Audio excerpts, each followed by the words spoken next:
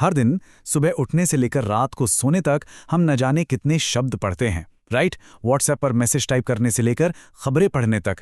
लेकिन क्या कभी आपके मन में ये ख्याल आया है कि जिन अक्षरों से ये शब्द बनते हैं उनकी अपनी यात्रा क्या रही होगी? आज के इस विश्लेषण में हम देवनागरी के उसी शानदार विकास और उसकी विजय की कहानी में गोता लगाने वाले हैं। अब एक बहुत ही बेसिक सवाल से शुरू करते हैं। हम जो भी बोलते हैं वो तो बस पल भर में हवा में गायब हो जाता है ना? तो फिर सदियों पुरानी बातें हम तक कैसे पहुंची? इन उच्चरित ध्वनियों को हमेशा के लिए बांधकर कैसे रखा गया?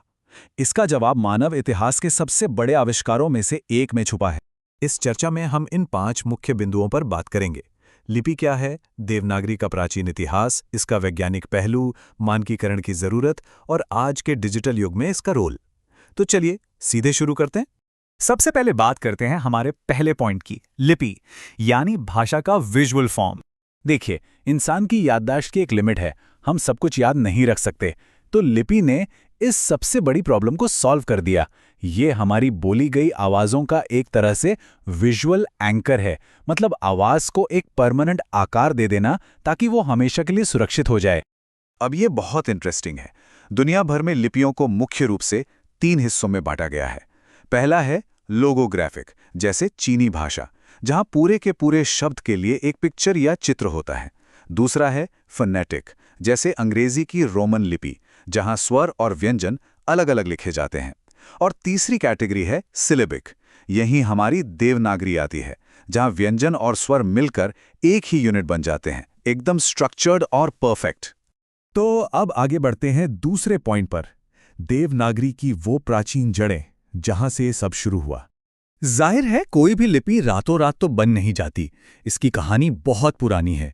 सिंधु घाटी की मिट्टी की मोहरों पर उकेरे गए उन रहस्यमय प्रतीकों से लेकर 5वीं शताब्दी ईसा पूर्व के ब्राह्मी शिलालेखों तक, और फिर समय के साथ ढलते हुए 8वीं से 10वीं शताब्दी के बीच इसने वो मॉडर्न देवनागरी रूप ले लिया जिसे हम आज इस्तेमाल करते हैं।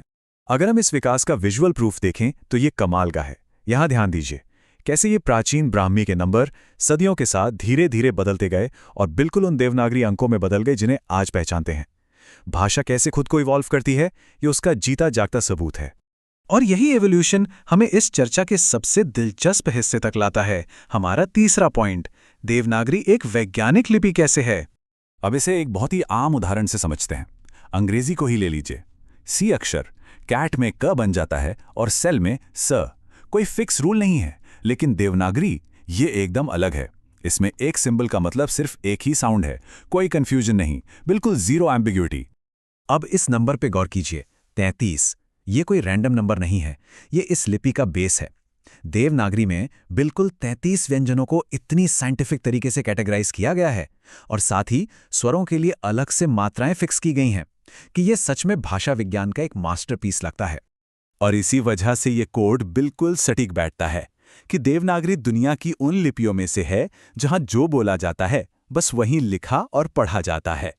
उच्चारण और लिखाई के बीच का ये बैलेंस सच में अतुलनीय है। अब इतनी साइंटिफिक होने के बावजूद सब कुछ इतना आसान नहीं था।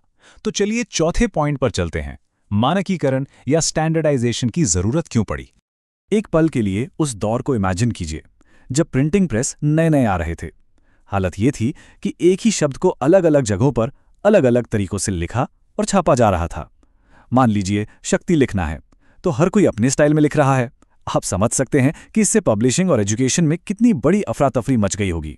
तो इस भारी कंफ्यूजन को खत्म करना बहुत जरूरी था। इसके लिए एकदम सिस्टमैटिक काम हुआ। पहले केंद्रीय हिंदी निदेशालय ने आधिकारिक तौर पर नियम तय किए।